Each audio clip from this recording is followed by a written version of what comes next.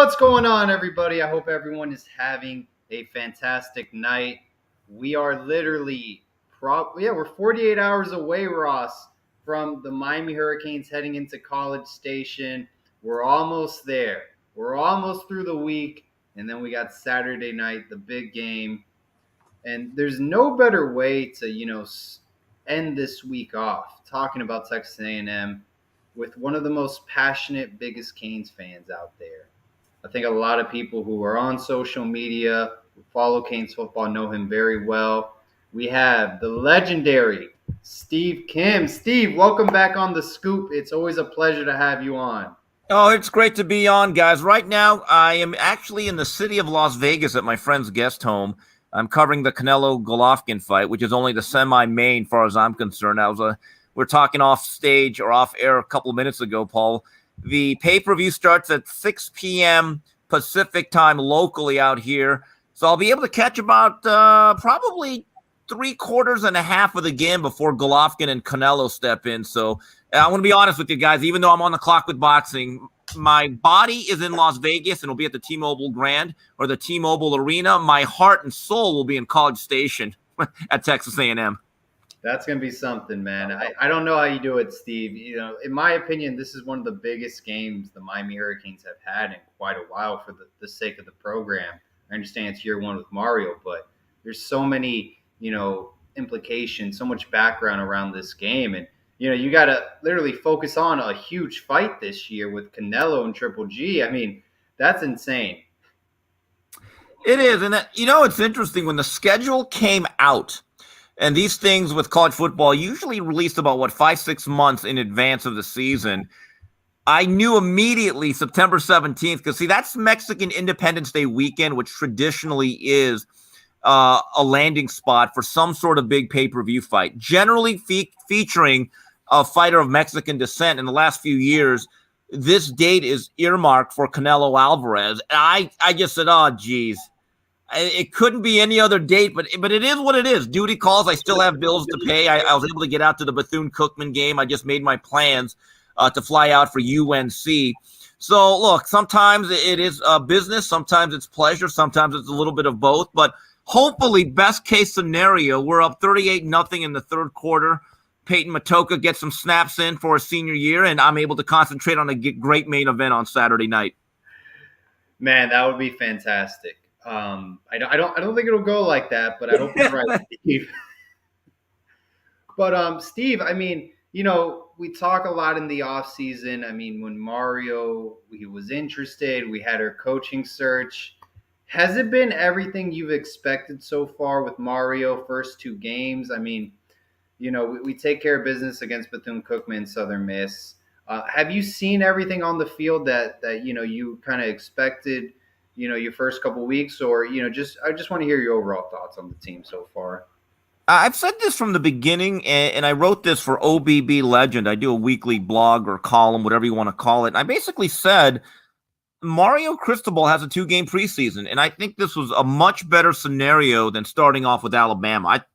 Just my view, that was a suicide mission last year. And I remember early in that game, we're down 27-0. It felt like the end of the year. 25 minutes into the season. And it ended up being an end of Manny Diaz's run at Miami. I like the fact that we have 8 quarters of football under our belt.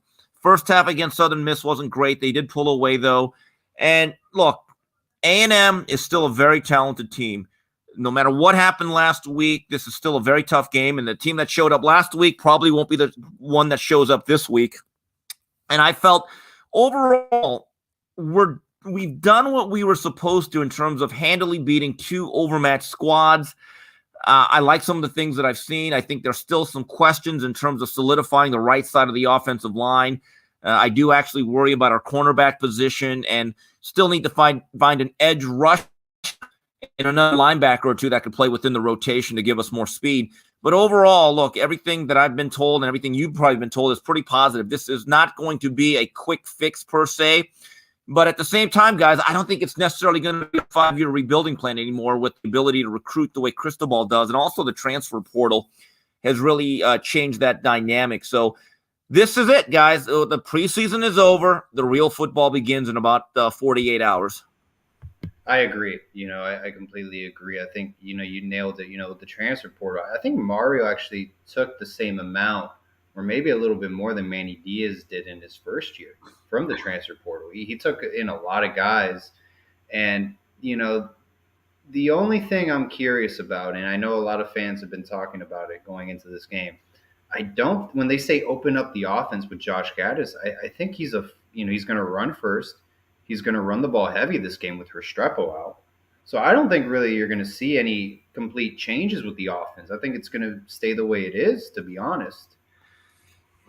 In my view, Paul, I think again, most teams want to be able to run the ball. I think the difference is against Bethune-Cookman specifically, you could run all day, every play, and you're going to win the game. Southern Miss, for the most part, they eventually ran the ball well starting in the second half as they worked out some protection issues that plagued them in the second half.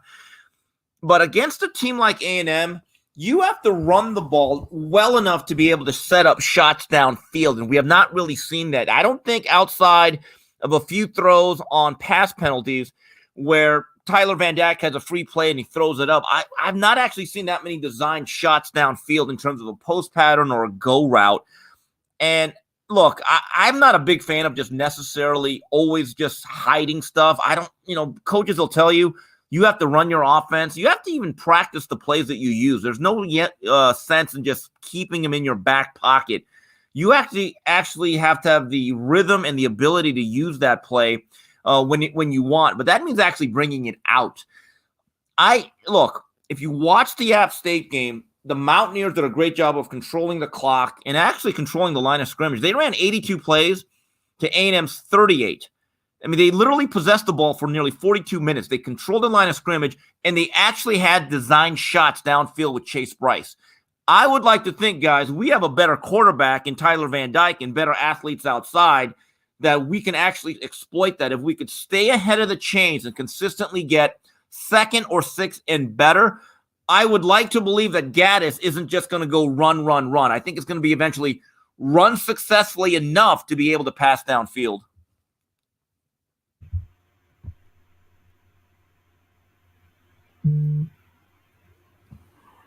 Do we think after watching the App State game, and I'm with you, Steve, but you know what? We got to run the ball. This is going to be kind of the make or break difference in this game for us. We will find opportunities in the pass game. They might not be abundant, but we need to run the ball. How much more would you like to add in the power run game with Thad after seeing what App State did last week with their big, powerful running back, Cameron Peoples? Do you think that would be a good recipe for us to add Thad in a little more? Well, Thad throughout the year, that's going to be his role. That he is the second half, fourth quarter hammer. And I got the sense, just looking at the way the game was played, because Thad got into a really nice rhythm in the third quarter. And it was evident that there was a pitch count for both Rooster, who was coming off a soft tissue injury. They wanted to keep him as fresh and as healthy as they could for this week. And I thought with Thad, they were going to pound him a little bit more. But again, maybe they were holding it back just a little bit. That's what I'd like to think. Thad is one of those running backs that the more carries he gets in the second half of a game, if you block well enough, he gets lathered up and he gets a little bit better. He's got really good feet, good contact balance. And look, we're going to need some explosive plays, and that'll be the purview of play action pass and a little bit of Rooster.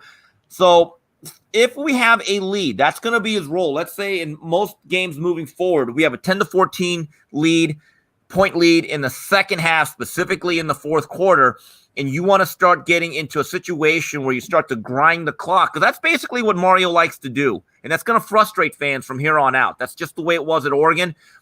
Thad Franklin could be that closer that we need. But with that being said, look, when you have Tyler Van Dyke, I would just hope that we don't get conservative with leads. I'd like to keep moving and pushing the ball back down. Again, if you could run the ball well enough to get into single high looks and man-to-man coverage, if our wide receivers are good enough, and I actually think they're a little bit better than people think, there will be opportunities late, because when you're behind in a game as a defense, your natural habit or proclivity is to actually just come up there and try to load the boxes. You got to get that ball back.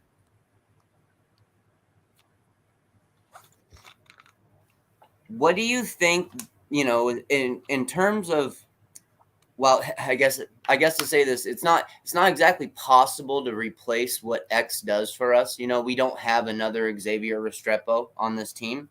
But what we do is we have some guys who are game changers still, like a Brashard Smith. Is this the type of game where we start to see a Brashard Smith start to get more and more and more opportunities and possibly have that as something that goes forward into the season? Because, I mean, he's absolutely electric. We can get the ball to Redding, we can get the ball to other guys. We can get the ball to Keyshawn Smith. He's electric too. But getting Brashard Smith, I'd like to get your opinion on kind of where you'd like to see him in this offense going forward. I said before the beginning of the year, there's two players that I think we had the specifically designed touches for out in space. That'd be Rooster out of the backfield and Brashard Smith. Look, Xavier Restrepo is our best technician. There was no doubt he was headed for about a 75 catch season. He is the security blanket for Tyler Van Dyke. He's the best, clever, crafty technician we have inside the slot. However, the best athlete in terms of twitch and explosiveness is Brashard, and it was good to see him actually get worked in. He had about 4 catches last week. And is he the precise route runner of X? Probably not. Is he as sure-handed as X? I don't think so. But if there's a guy that can get the ball and explode and turn, let's say, a 10-yard gain into a 50-yard gain, I think he has a better ability than Restrepo does. So I thought it was very, very important to get him started. And last year, his freshman year, we really used him mostly on end arounds, and he's got to expand his game. Big thing this week is, can Jacoby George, who came off a 2-game suspension, can he be that number 1 receiver? Most people had him earmarked as that. I would like to see more shots with Keyshawn Smith. Keyshawn Smith runs a legitimate 4.4. This is a very, very good athlete, and I've always wondered why we didn't utilize him more, guys. And statistically, he's actually our leading returning wide receiver from last year with 34 catches. So there's been a little bit of a track record with Keyshawn, but Brashard Smith, he reminds me of a player from the 90s. As I show my age, it reminds me a lot of Kevin Williams. He's the type of guy, just get him the ball out in space and let him dance.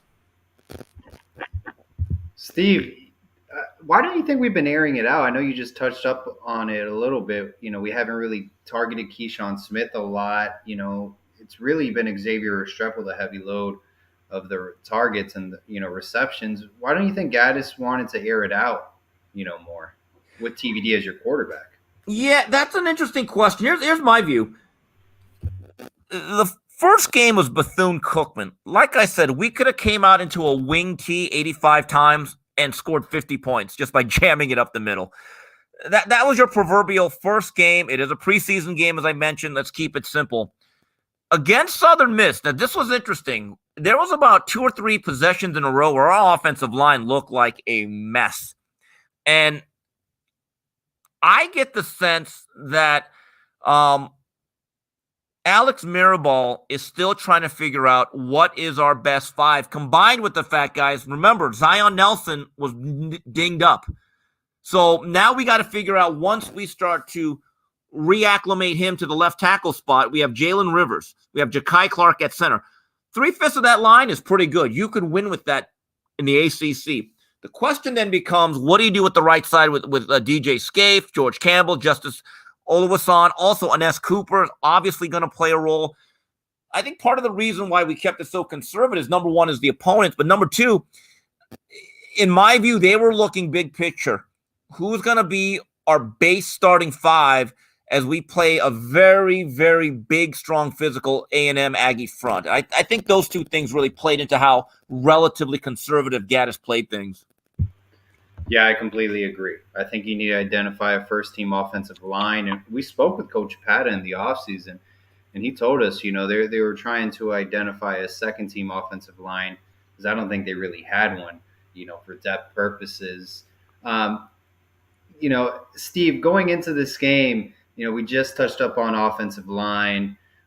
Is there any other unit you're going to be keeping an eye out or interested how they play against this SEC opponent in Texas A&M, that maybe, you think you're just questionable still about? Yes, Paul, there's one matchup that I think, no matter how they played or what happened last week, A&M's speed outside really concerns me. I don't think we have a shutdown corner. I agree. And Evan Stewart, that freshman, looks like a future NFL guy. Aeneas Smith is a proven playmaker, and Yul Keith Brown, local guy to Miami, he has the ability to stretch us deep. I'm actually very curious to see how Kevin Steele plays this, because the natural inclination is to think, especially if Max Johnson starts, I guess that's the rumor now, the big southpaw that transferred from LSU, is a bit of a statue, to blitz. The problem is, if you're going to bring pressure, you're leaving man-to-man. And I'm just telling you, if I'm Steele, at least early on in that game, I let my front four just basically try to get home and keep two safeties deep and see if they could pick us apart with intermediate routes. I don't know how much better Max Johnson was going to be in his first start against Haynes King, who I thought was really bad last week, guys. I watched most of that game. Yeah. But that's the one advantage that they have. We do not right now have what I would call a true number one shutdown corner. And we all know the struggles of DJ Ivey. I don't want to belabor that point. The kid's trying his best as he can. Also, another thing is, what I did like to see last week, and I think we're going to see more of it moving forward, we all know the struggles of Corey Flagg in space. Okay, he does have certain limitations physically to his game, but last week on third and down, it is clear our two linebackers, as we go into more of a nickel set or even more of a base maybe, Wesley Basaint and Chase Smith give us some athleticism at that second level. I'm actually excited to see how that develops throughout the year. But again, those matchups with the wide receivers of A&M that have real ability to stretch the field against our cornerbacks, my belief is that Steele has to really scheme towards that particular dynamic. Yeah, I agree. I think that's a huge matchup to look out for. I think it's a big red flag, Steve, because you kind of touched up on it as well. You know, Haynes King, he's not a good quarterback. If he beat Max Johnson for the starting job, what kind of quarterback is Max Johnson? So if Max Johnson basically throws for like 300 yards, we're getting burned. Their wide receiver core is killing us. You know, I think that's something, you know, going into conference play, I'm going to be scared about a little bit, because I know there's better quarterbacks Miami will face during the regular season compared to those guys at Texas A&M. Yeah, look, here's the interesting thing about DJ Ivey. He's obviously going to be picked on. We know what he's not very good at. The inside slant routes, the in cuts really give him a lot of problems. Doesn't play the ball particularly well.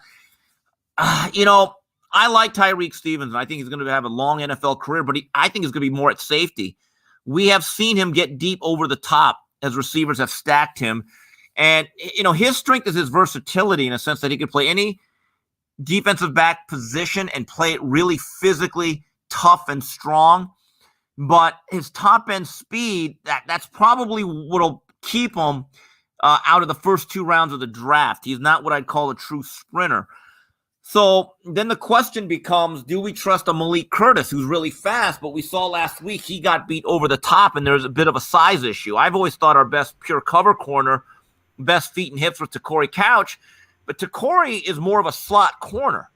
So, you know, and we saw in the bowl game a couple years ago against Ohio State, the bigger receivers, that's where Couch does have some issues. So again, this is where Kevin Steele has to earn his money, because part of a defensive coordinator's job is to actually play to your strengths and hide your weaknesses.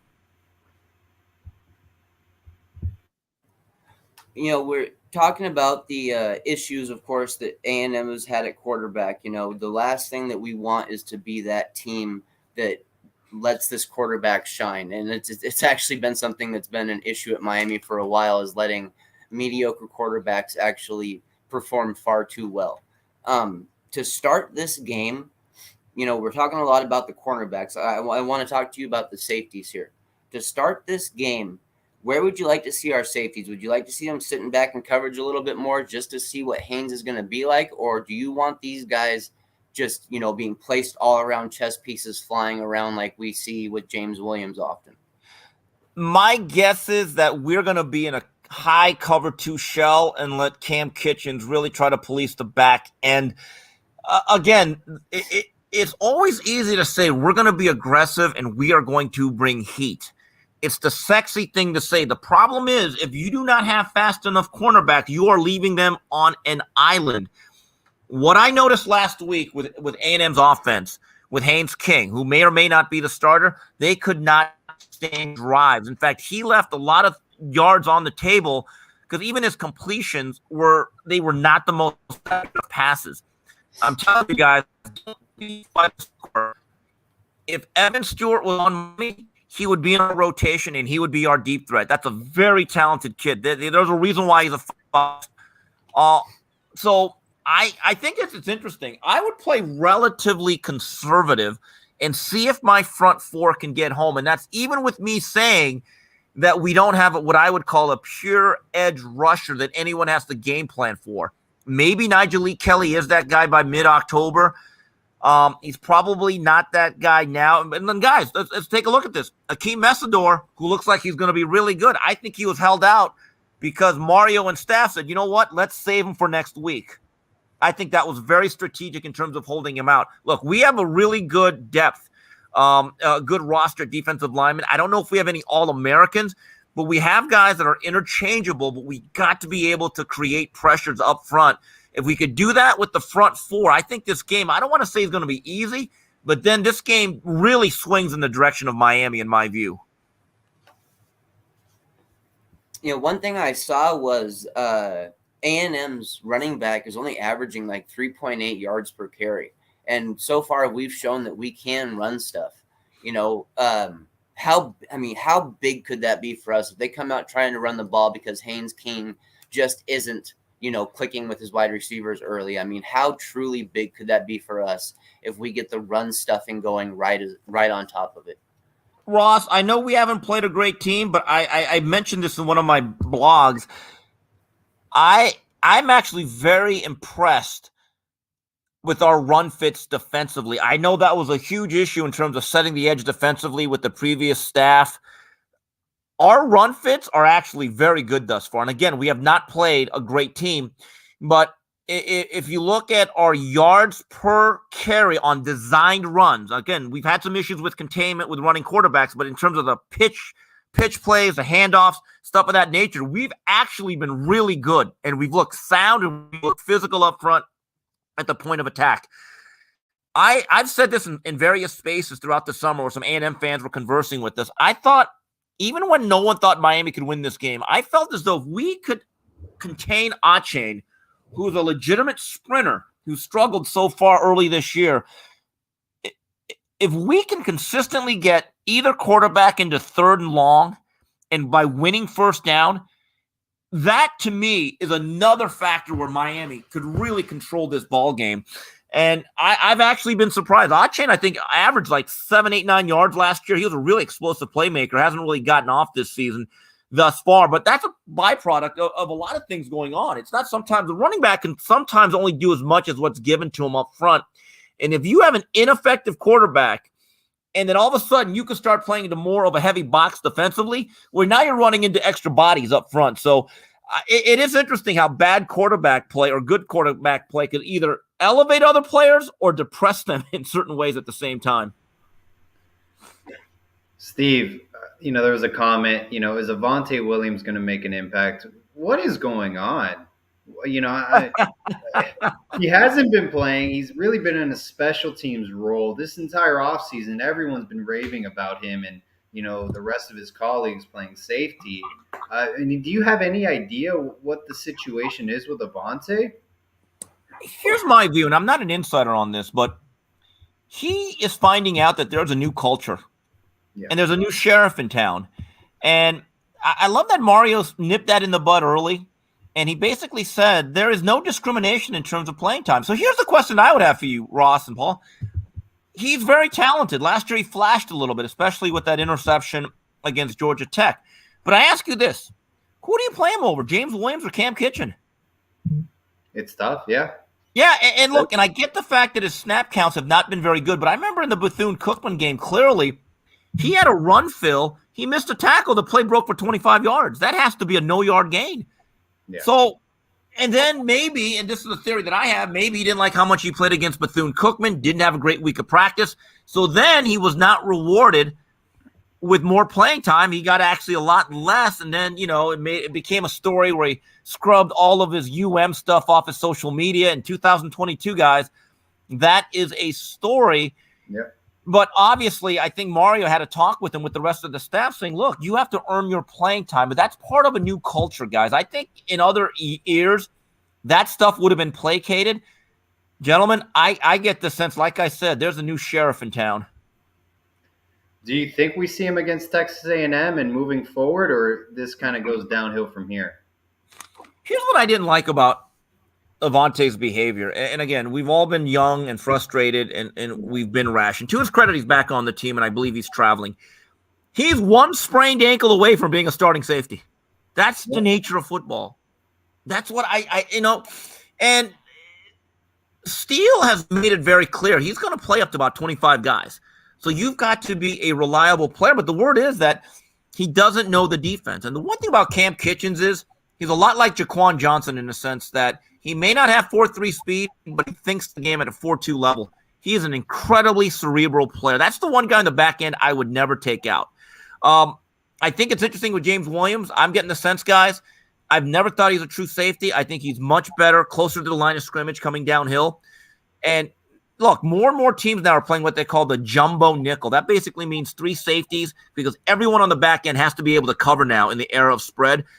Avante Williams is not that close to being a regular rotation guy, but he's got to keep his head on straight. And what do you tell a guy like Brian Balaam, who's a very talented player? Balaam can start for a lot of teams. He talked to a lot of people that are high on him. He's never said a word. So I'm glad Mario stuck to his guns and say, look, man, you earn your playing time. Nothing is given here.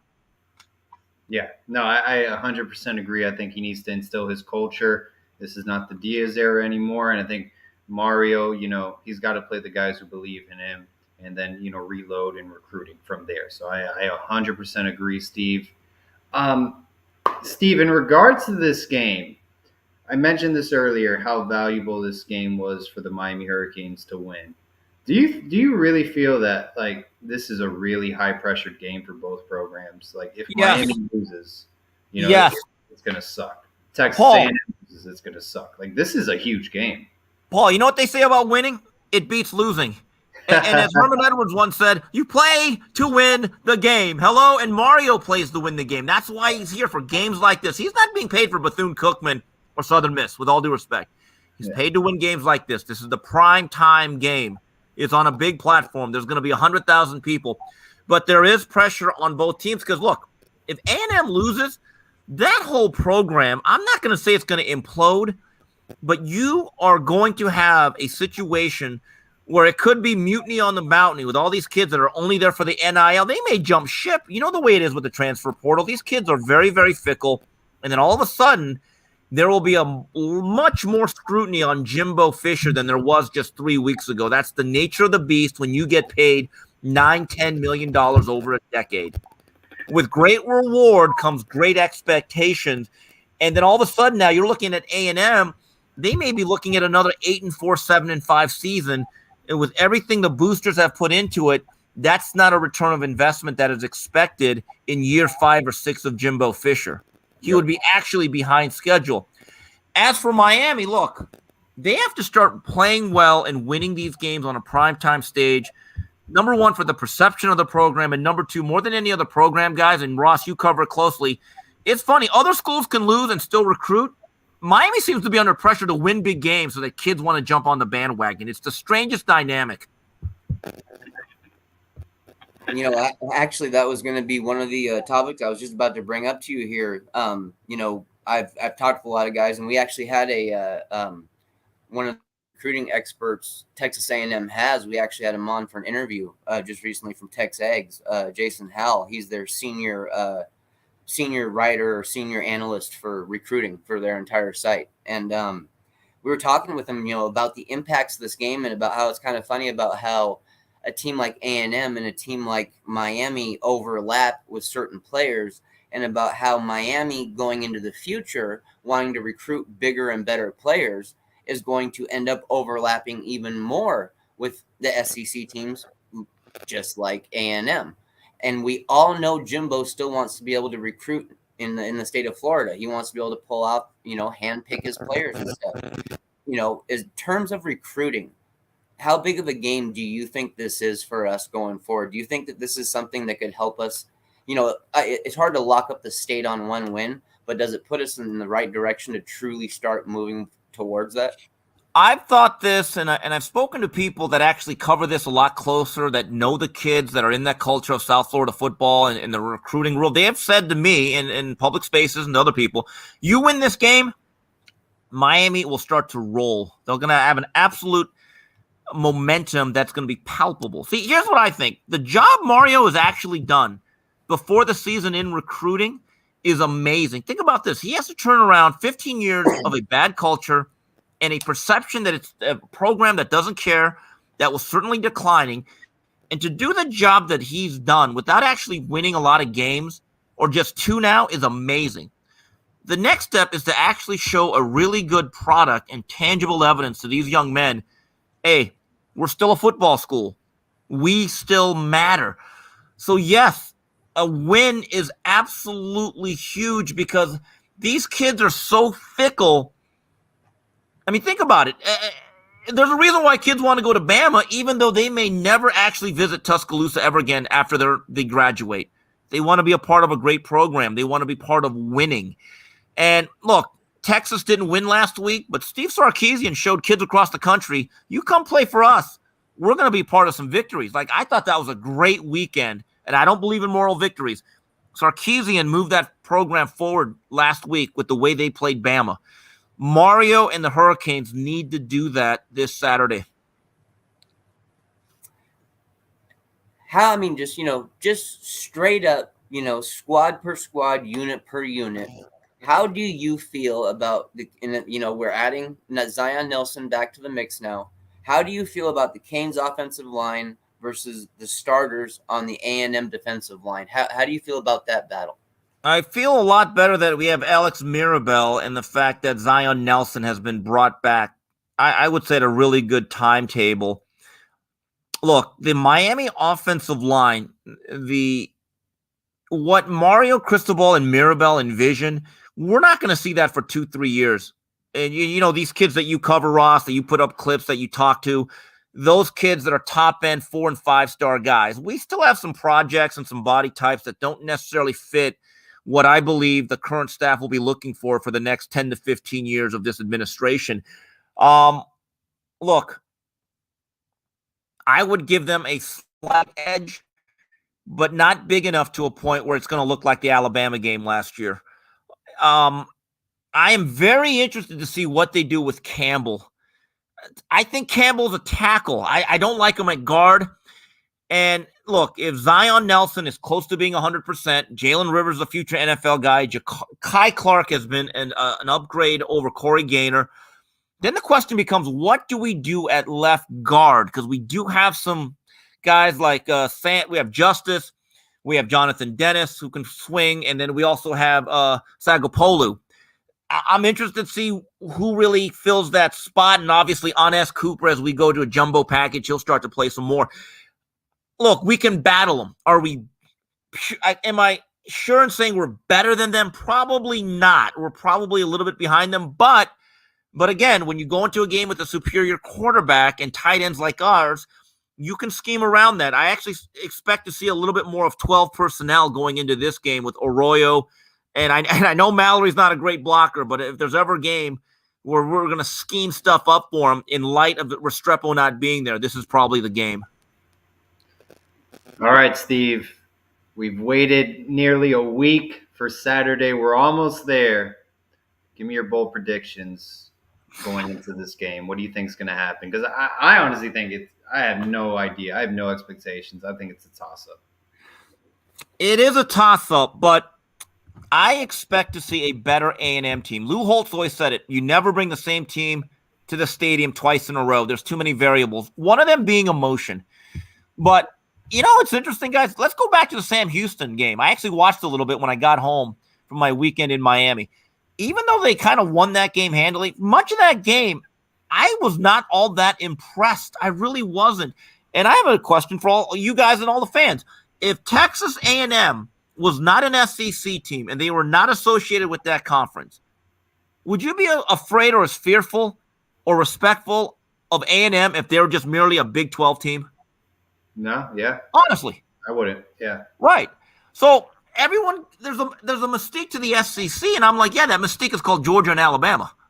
and the other teams kind of like, they glom off of that.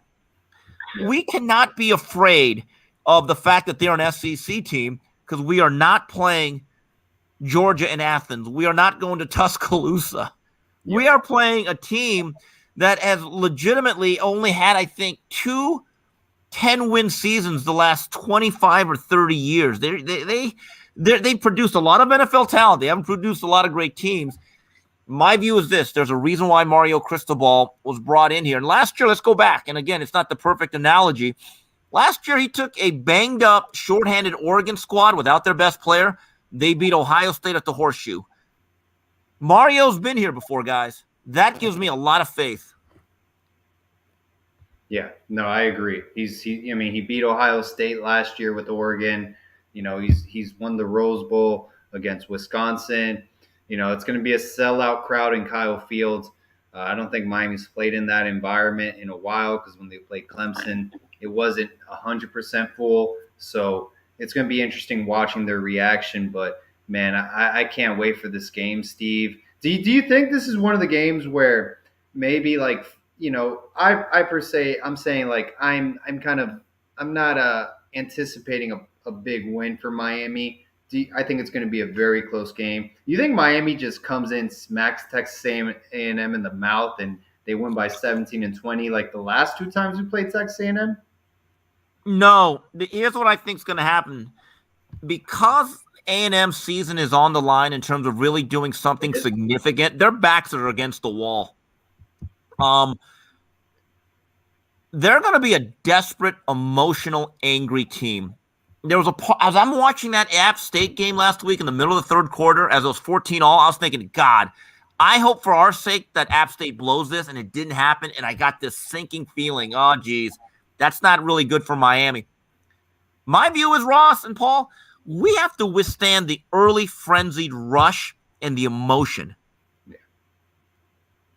That's my view. We got to brace ourselves. But Mario says something that I love, one of the Mario Cristobalisms that I love, about pressure. And he says, pressure, we don't feel the pressure. We are the pressure. Yeah. It's going to be put to the test. I hope Miami can withstand the early emotional rush, not get blown out, keep plays in front of you, don't turn the ball over, don't be afraid to punt, play field position. And then once it settles down into a football game, apply the pressure. Be the pressure. Agreed. Before we get into predictions, Ross, you got anything else for our great guest, Steve Kim?